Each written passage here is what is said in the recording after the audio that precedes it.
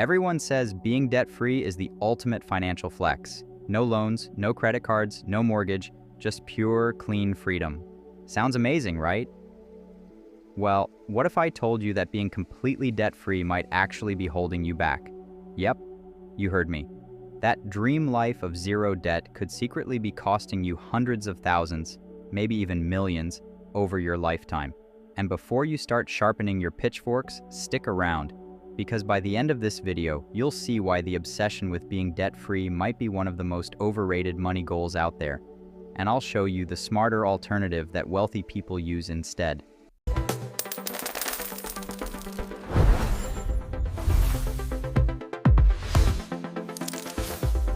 Let's be real. Debt has a terrible reputation.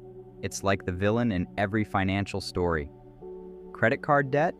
Evil? Student loans? Soul-crushing? Mortgages?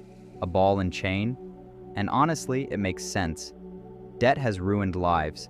It's trapped people in jobs they hate. It's caused stress, divorces, and sleepless nights. So naturally, the idea of being debt-free feels like the ultimate win, like finally breaking out of financial prison. But here's the twist. Not all debt is created equal. Some debt is toxic, sure, but some debt, it's like fire. Dangerous if you don't respect it, but insanely powerful if you know how to use it.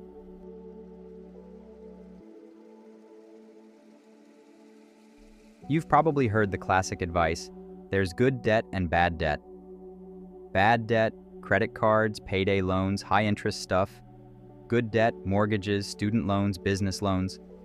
But here's the thing, even that framework is outdated. The real question isn't good versus bad. It's, does this debt make me richer or poorer over time? Because if you're paying 20% interest on a credit card, yeah, that's financial quicksand. But if you're borrowing at 3% to invest in something that grows at 8%, that's not a burden. That's leverage.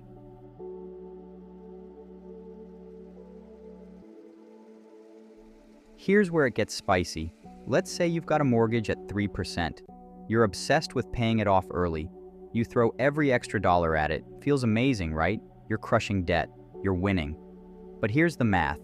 Instead of investing that extra money in the stock market, in which historically returns around 7 to 10% per year, you're basically locking in a 3% return by paying off debt. Over 30 years, that difference could mean hundreds of thousands of dollars lost. So yeah, you're debt-free, but you're also opportunity poor. Think of it like this. Imagine you're in a race. You've got a car that can go 200 miles per hour, but instead of driving it, you're pushing it with your hands because you're scared of the gas pedal. That's what being debt-free at all costs looks like. You're so focused on avoiding risk that you miss the chance to actually win the race. Here's a fun fact. Some of the richest people in history built empires using debt. Rockefeller used bank loans to expand his oil business. Modern real estate moguls, they thrive on leverage. Even governments run on debt. The US national debt is over $30 trillion, and yet the country still functions.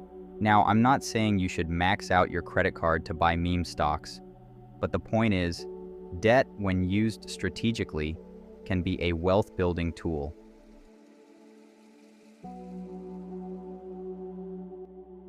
Here's the sneaky part.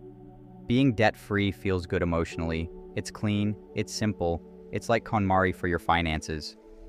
But feelings don't always equal wealth, and that's the trap. You feel safe, but you're actually leaving money on the table. Let's bring this to today. Interest rates are higher than they were a few years ago, but they're still often lower than long-term investment returns. Meanwhile, inflation is eating away at your cash.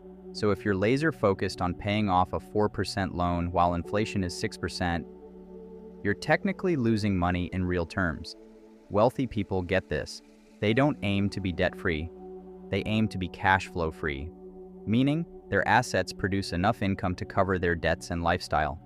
That's the real flex. Not zero debt, but infinite options.